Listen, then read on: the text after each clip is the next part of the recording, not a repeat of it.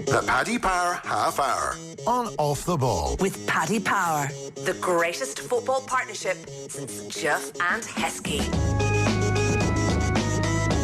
Here on Off the Ball and OTB Sports Radio on this Friday show. We're looking forward to Sunday's Carabao Cup final, where Man City look to successfully defend their title against Aston Villa. It could be a pretty important weekend as well in the race for Europe, particularly with the games coming up this Sunday, with many of the teams still in the chase for what could be the top 5 positions qualifying for the Champions League. We'll also look forward to the big game in the League of Ireland coming up tonight as well, where the top 2 from last year lock horns. That is Shamrock Rovers, the FAI Cup winners, up against the defending champions Dundalk. To look forward to all the action this weekend on the Paddy Power Half Hour, I am joined by Phil Egan and also by Enda Coll. Gentlemen, good afternoon to you. Hey, Will. Don't forget, we will be discussing gambling odds over the next half hour or so, and for more information on responsible gambling, check out dunlewy.net. We'll kick things off, lads, by looking at the Carabao Cup final, because I guess, Phil, this is a welcome distraction for Aston Villa given their battles against the drop in the Premier League, and they get to go to Wembley for a cup final where they may have more fans than Man City based on the ticket sales so far. Yeah, and that might be the only place where they outdo Manchester City. And I know what you mean about the distraction, but the worry is, think back to the game at Villa Park earlier in the season where they got pummeled 6-1. If that was to happen again on Sunday, what effect would it have on Villa for the rest of the season? They're in a relegation scrap. Now, on the other foot, if they were to win, that could be huge. Obviously, they get silverware, but the confidence it would give them going into the rest of the season. But City are firm favourites. You think that they left Aguero on the bench against Real Madrid. Sterling will be back. You'd imagine he's going to start. And they'll be absolutely buzzing after that performance in Madrid. Because I think a few weeks ago, most people were kind of leaning towards Real Madrid, but City, I don't even think it's an act of defiance because they've got the European ban. I think they just want to win the Champions League because they haven't won it, and it's nothing to do with the European ban. And I suppose the interesting thing is if they do win it, that they won't be in it next season to defend it, not as things stand. But I would fear for Aston Villa unless Jack Grealish has the game of his life. Now, he's played brilliantly this season, but I'm talking Roy the Rover stuff where he beats 6 players Ricky Villa style for Spurs in the 81. And does that also mean the City have to have an off day as well? They do, and Laporte's injured. But City are just going to... I think they're just going to be so confident for this one. They're going for 3 in a row.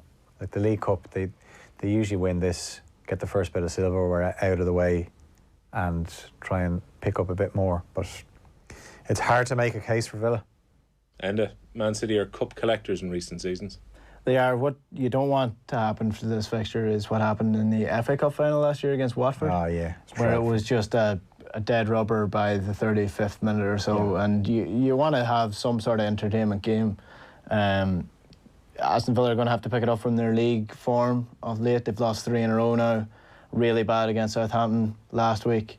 So they just need to get their heads down, focus on this. This is a big game for them. Probably the biggest game they're going to have over the next year and a half or so, disregarding the fact that they might be in a relegation battle. This is a chance for them to win silverware, and they're going to have to come out on top. Like Phil was saying, Jack Grealish, he's going to have to pull something out of the bag. He's been dragging them through this season so far.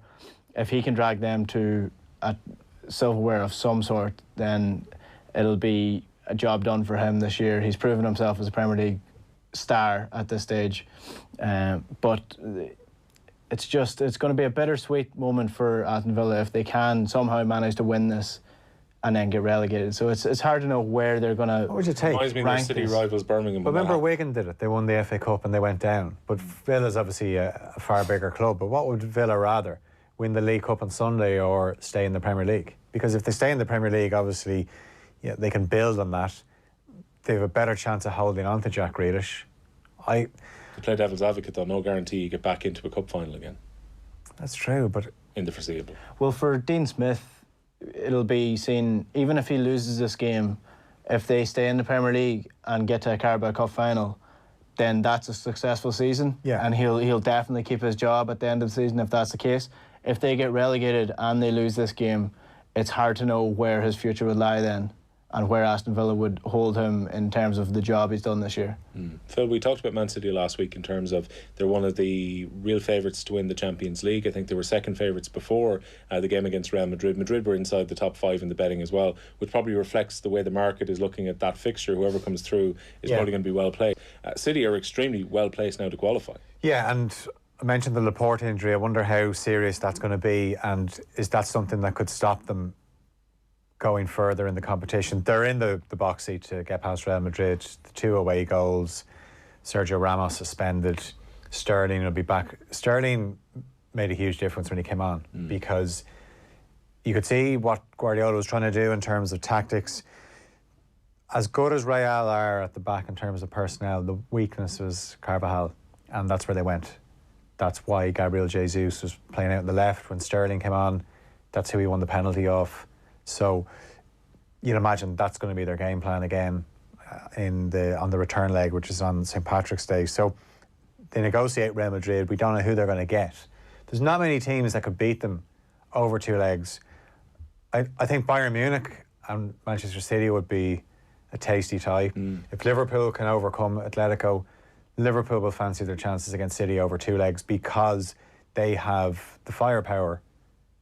If you think back to the game the other night, there was a stage for about 5 or 10 minutes where it looked like Real were going to get a second goal and go 2-0 up, and you're thinking, here we go again for City. But that changed, Sterling coming on, obviously De Bruyne was immense on the night, and Gabriel Jesus got the goal that his performance deserved. So they're definitely in the conversation, but what has always let them down is they just concede goals in the really big ties, and I still think that could be an issue for them. Well, that's the thing that Damien Delaney was saying when he was in with us on the football show during the City game. After City scored the first goal, he was saying that people will now peg this as a Pep Guardiola masterminded tactical genius performance from City, but it wasn't. They set up to contain Real Madrid, which they did relatively well, but they were losing the game until obviously they got the equaliser. But Real Madrid dominated possession. Real Madrid put Man City under severe pressure up front. And if you're looking at that game before they swung it around, it's one of those situations where if he wins it, he's a tactical genius. If he loses it, he got it wrong. He overthinks it again. He overthinks it again. So really, Man City got a little bit of luck against Real Madrid. I don't think they're the better side in that. I don't think they were the better side in that game. I don't think they're going to be the better side overall performance-wise in the 2 games, but they might. That's the nature of the Champions League knockout. You don't have to be the better side. You just need to get the result, and maybe that's what Pep Guardiola is starting to learn now with this City side, that going forward, it doesn't matter how well you play. If you get the results, that's what matters in the Champions League. Have the Madrid press written their team off a bit too quickly here, Phil? Because there was a lot of angry headlines, even tears on the TV programmes, and the end of an era is what was being claimed after the game, and this is all building up to a huge game for them on Sunday evening against Barcelona in the Clásico, which Madrid need to win as well. Yeah, and you think of what's gone on at Barcelona, and they've changed manager and how out of form they are. They're still 2 points ahead of Real Madrid, and if they win, it could be lights out for Real Madrid in terms of La Liga. And in terms of the Manchester City game, it's hard to see Real Madrid going to the Etihad and keeping Man City out. So have Real Madrid got the ability to score 2 goals? Not with their finishing midweek. No. So that's why you'd have to City. And City, the only thing is City will probably approach it a bit differently at home. They might think, let's play more on the front foot, and it might create more space. But there's just Benzema, as good as he had started in the season, he's not scoring goals anymore. Gareth Bale came on. Gareth Bale doesn't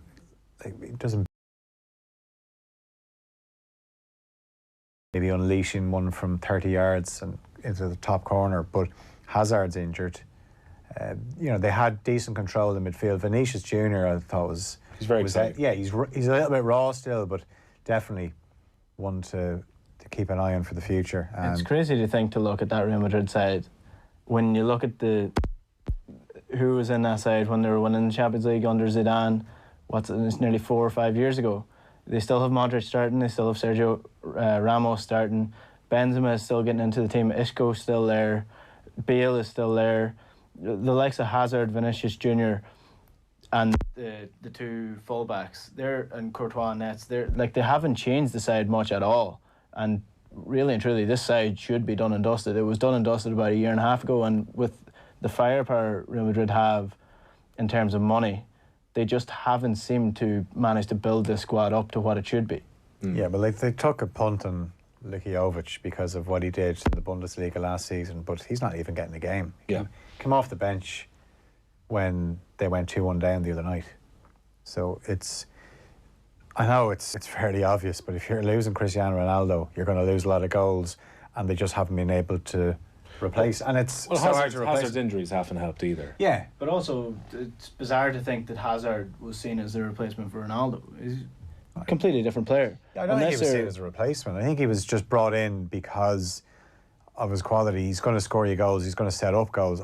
You just can't replace Ronaldo. You can't replace 50 goals a year with one player. You just can't do that. If you can get two players that can share those goals between them, but they just haven't even got that. In terms of this Sunday then, I guess none of the three of us are going to go against Man City to win then. No, I fancy Man City to win this handily enough. Yeah, and I think they will. And you think back to the year they beat Sunderland in a final, a League Cup final. Sunderland scored first. If this is going to be a really interesting game, we need Villa to score first. Enda, you're going for a easy enough City win then? Yeah, I'm just hoping for a better performance than Watford provided last season from Aston Villa. I just hope it's an actual contest instead of a dead rubber final. Well, it'll be no contest if Villa played like they did in the league earlier this season. In terms of our special odds from Paddy Power, one of them we have here, guys, is Jack Grealish to be fouled more than 5 times in the game. Now, assuming, Phil, that Aston Villa are going to try and get the ball to Jack Grealish as often as possible, City like to tactically foul. Yeah, and he is the most fouled player in the league, so that's a good shout. If you think back to the game at the Etihad, which City won 3-0, it was 0-0 at half-time. And Villa actually had moments in that game where I've always thought to beat City, you need players that can carry the ball, and you don't have to rely all the time on passing your way out of trouble. You just have players that can get away from City players, but if they do, more often than not, they're fouled. Now, if Fernandinho is playing in central defence, that takes away one of the best tactical foulers in the City team, because obviously he's not going to foul inside his own penalty area.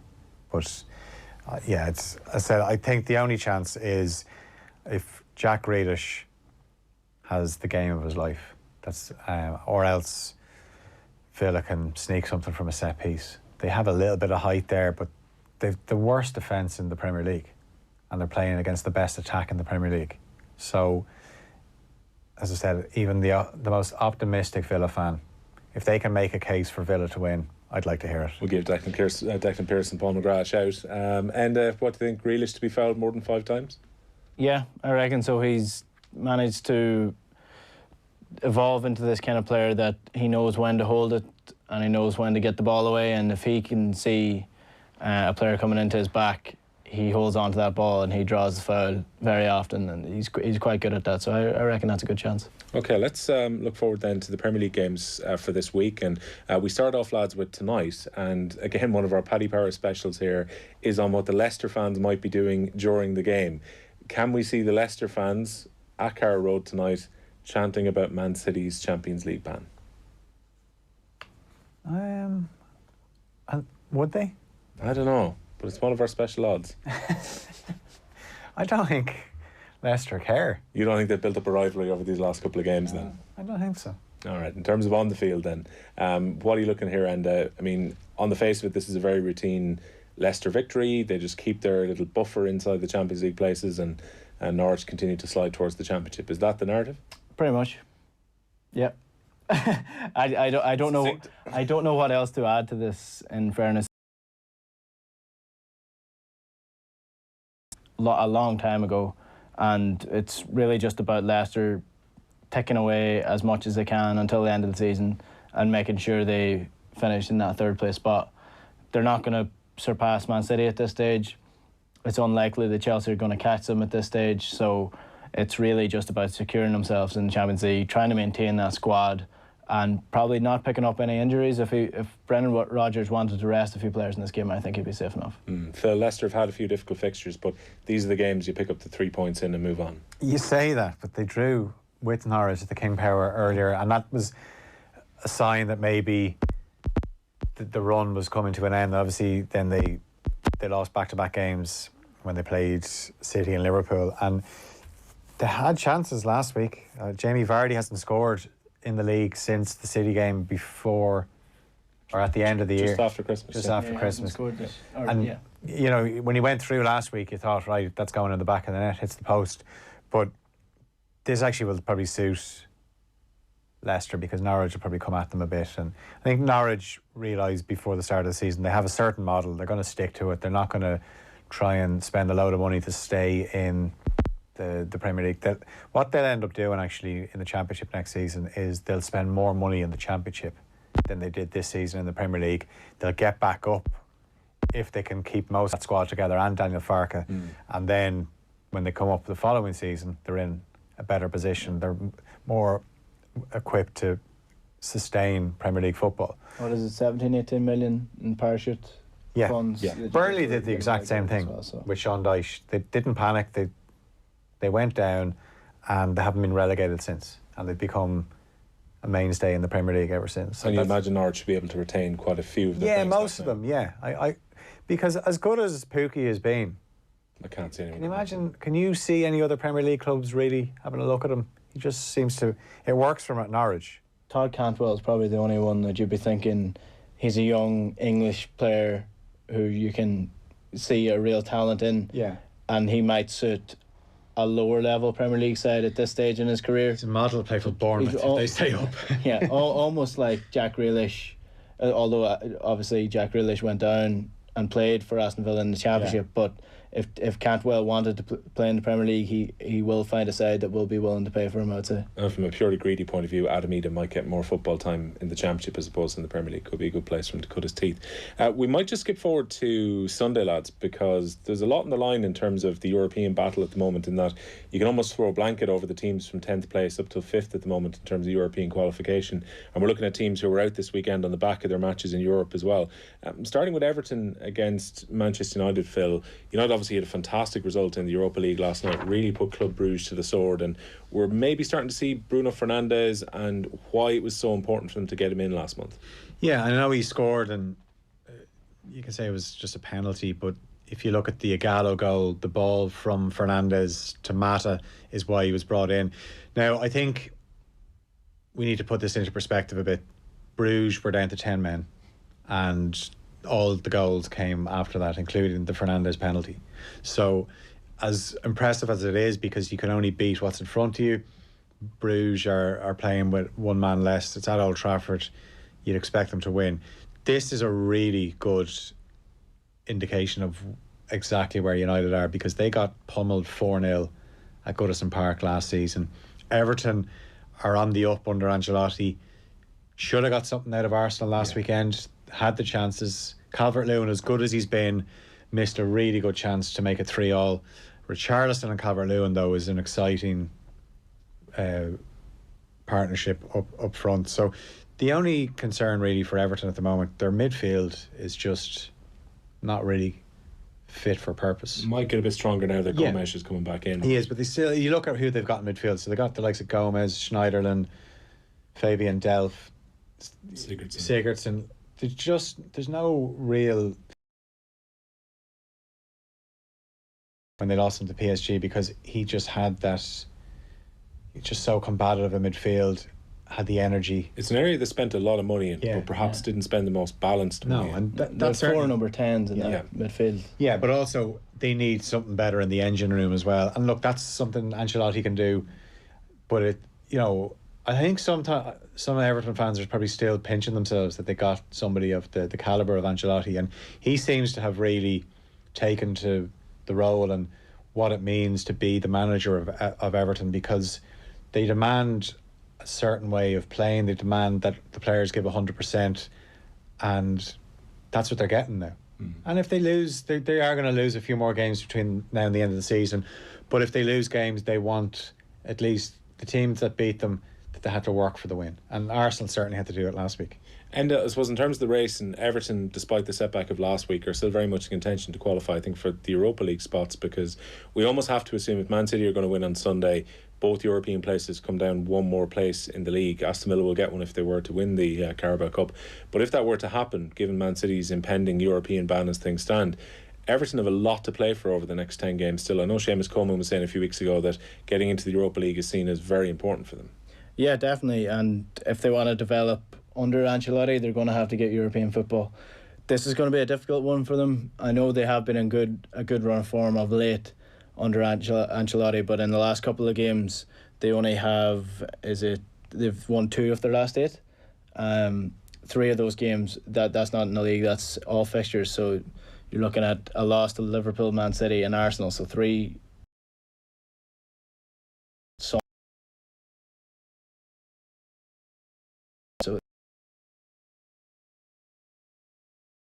in the pitch, they are going to be inconsistent. I know Phil highlighted their midfield, but also that front line of Richarlison and Calvert-Lewin, they're not at the stage yet in their careers where they're going to be getting a goal every game. It's Calvert-Lewin especially has been, I think this is the first season he's actually scored a goal in successive games.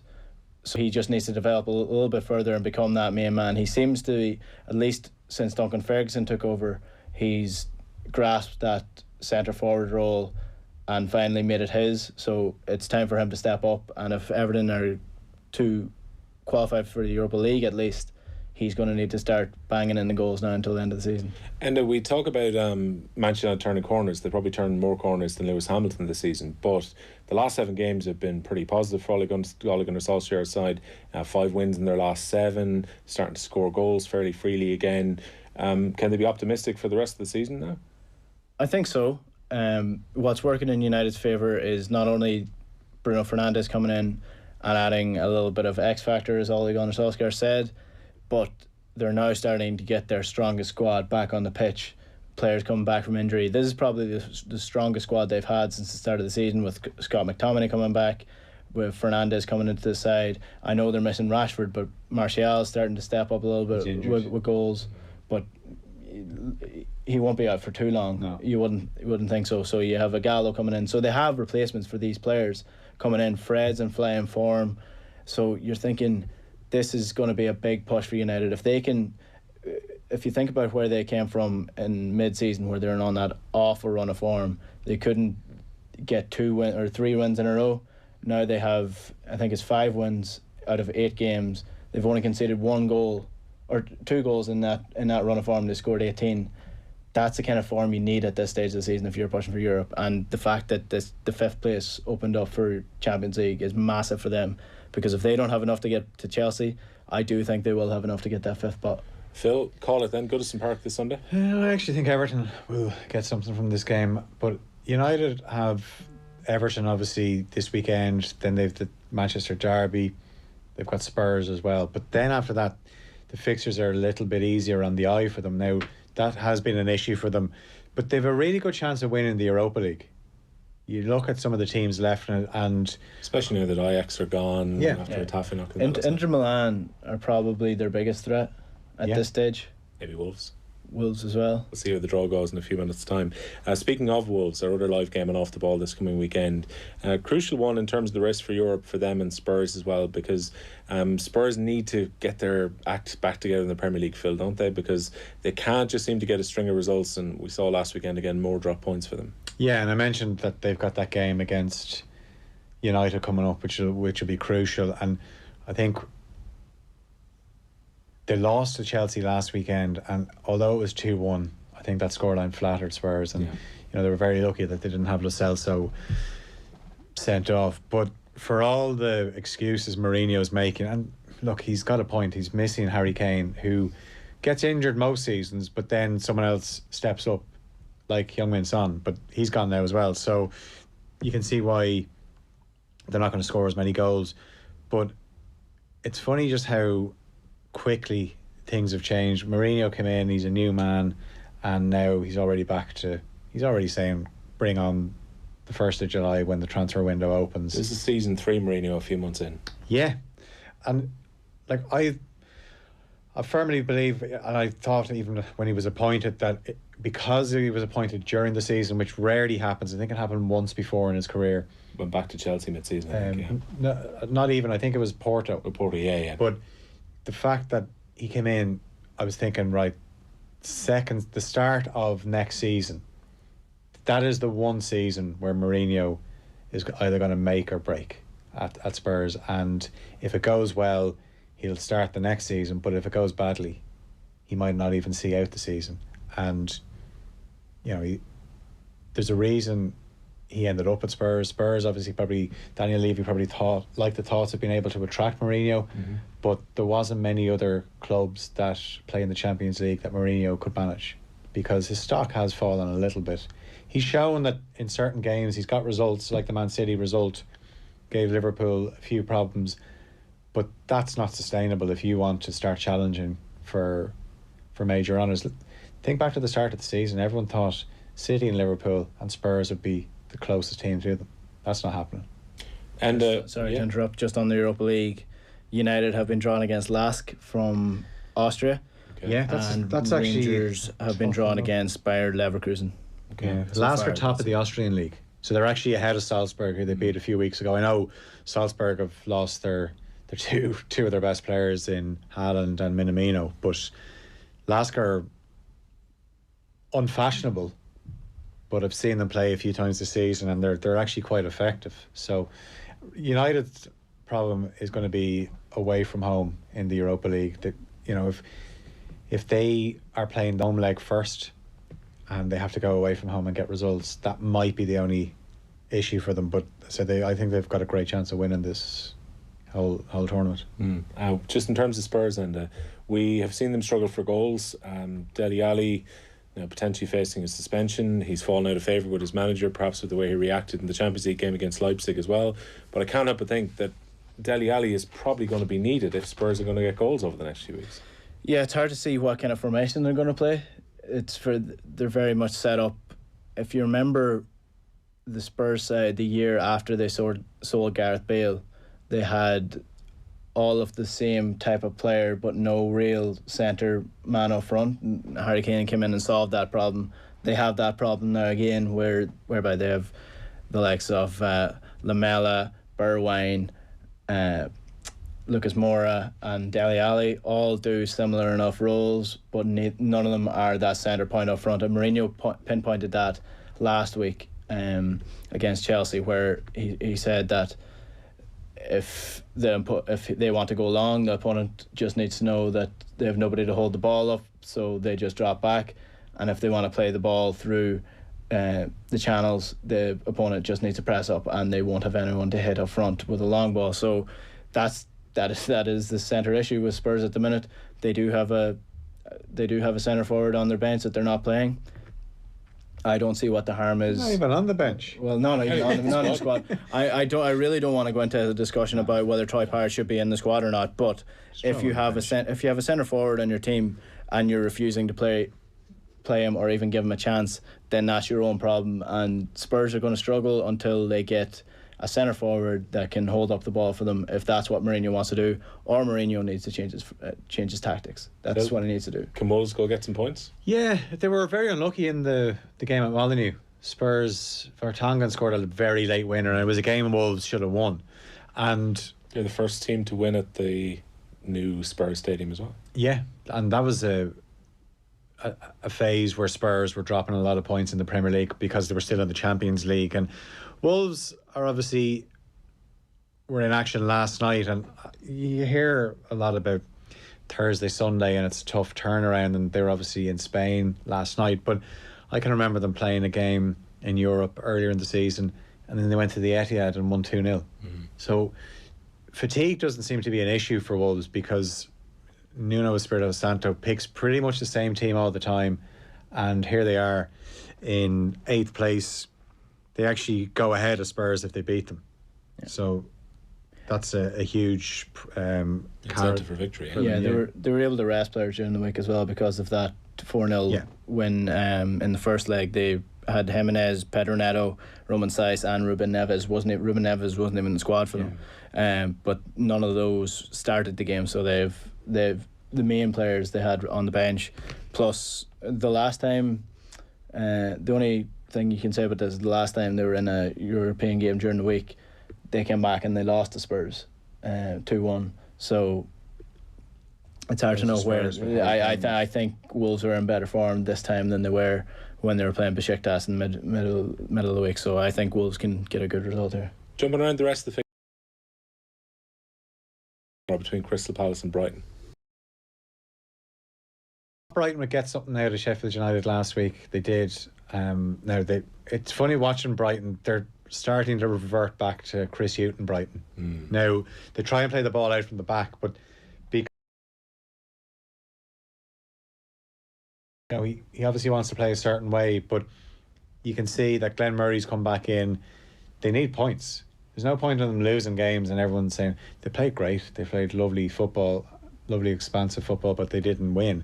So they just need to get points on the board. This is a game that I don't know why it's a derby. Well, we do. We know the story behind it, but it's a rivalry that was born in the 70s and 80s, and it's continued.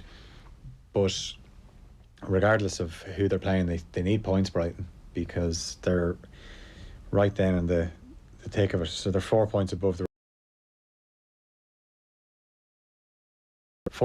relegation zone, and one win gives them a 7-point buffer, depending on obviously how West Ham do against Southampton tomorrow. So hasn't really got, but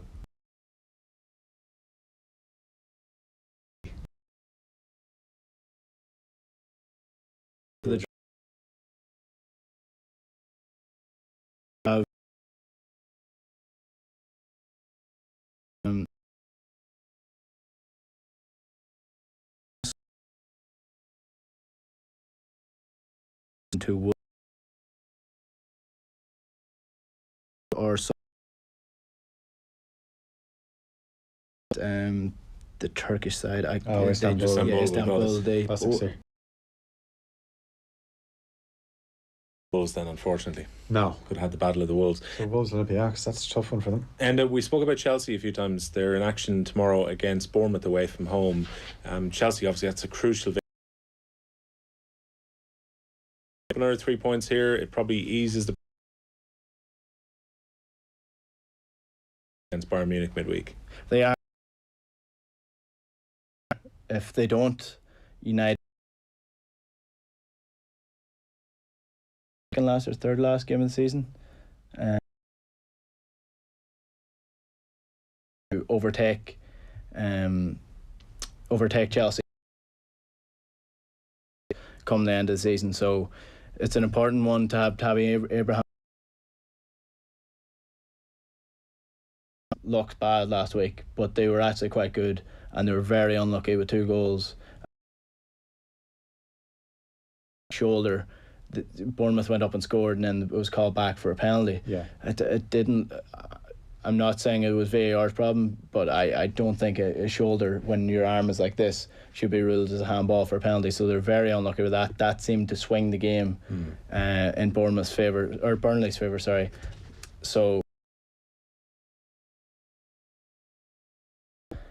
Bournemouth need to win to stay out of that relegation zone, get a bit of form going. I expect there to be goals anyway, because Bournemouth are so bad at the back. Chelsea are good going forward.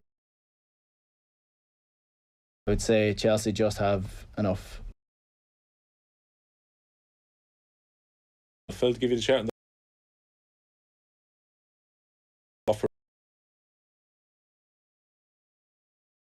But things have been a bit more difficult in recent weeks for them. Yeah, they've missed Sarr big time, and this week he came off the bench, so he to Liverpool had to ride their luck. Watford, so you'd be a bit sharper.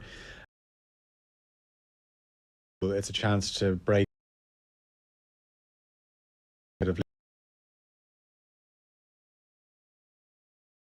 They know they need that might even change depending on how City can. And I think Watford will plays on the break. They also have the option of Deeney if they want to go direct. We'll have to kind of wait till the second half until the game opens up. But like we saw,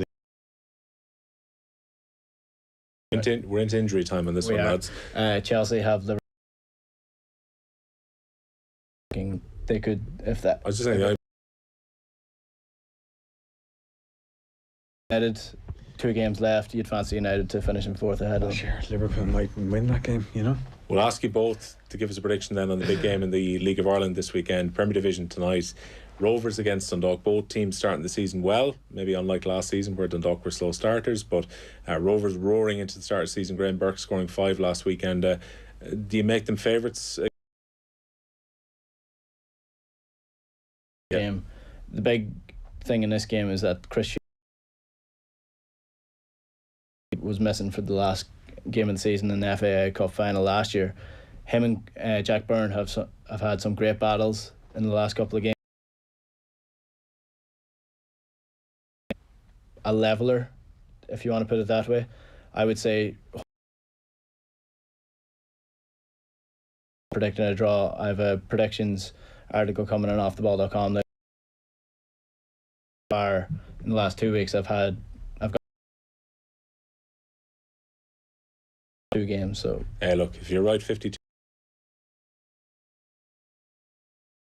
Leaning towards Rovers just to nick it, but it will be tight. Even thinking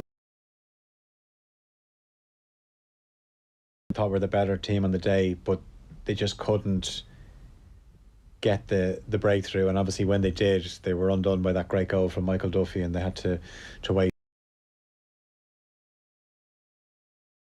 It will be tight, but I just fancy Rovers. Doesn't mean that it's early days. If Rovers win, it gives them a 3-point cushion, but it's a long season ahead. And before we go, what's on wrap of all the football stories you may have missed over the week? Like what? Like the journalist wishing Ole Gunnar Solskjaer a happy birthday. Do you know his birthday? No. David Beckham's first What are they called again? international club de football. Football for they're playing FC Dallas this weekend, and then Kieran Bradley will be in discussing AFC Wimbledon, trying to get back to their spiritual home at Plough Lane. Okay, all that to look forward to on News Talk tonight. Okay, that's our football coverage. Of course, live games on Sunday on Off the Ball. You can look forward to them as well. And we will chat to you next Friday from 12. The Paddy Power Half Hour on Off the Ball. With Paddy Power, the greatest football partnership since Jeff and Heskey.